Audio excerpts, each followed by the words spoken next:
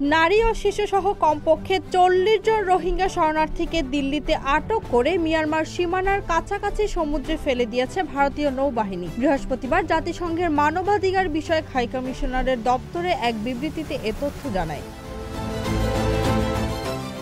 জাতিসংঘ জানায়, রোহিঙ্গা শরণার্থীদের পরিবারের সদস্য এবং তাদের আইনজীবীর বরাতে বলা হয়েছে, ভারতীয় কর্তৃপক্ষ গত সপ্তাহে বেশ কয়েকজন রোহিঙ্গা শরণার্থীকে একটি নৌবাহিনীর জাহাজ থেকে মিয়ানমার উপকূলে সমুদ্রে ফেলে দেয়। তাদেরকে কেবল লাইফ জ্যাকেট দিয়ে ফেলে দেওয়া হয়।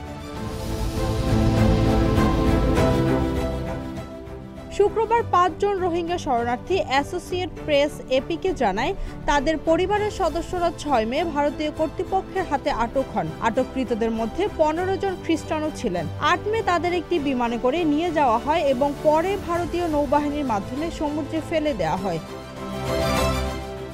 রোহিঙ্গা শরণার্থীদের আইনজীবী দিলাওয়ার হোসেন জানান, ভুক্তভোগী পরিবারগুলো ভারতের সর্বোচ্চ আদালতে একটি পিটিশন দায়ের করেছে, যাতে ভারত সরকারকে তাদের পরিবারদের দিল্লিতে ফিরিয়ে আনতে নির্দেশ দেওয়ার দাবি জানানো হয়েছে। এদিকে ভারতের নৌবাহিনী ও পররাষ্ট্র মন্ত্রণালয় এ বিষয়ে মন্তব্য করতে অস্বীকৃতি জানিয়েছে।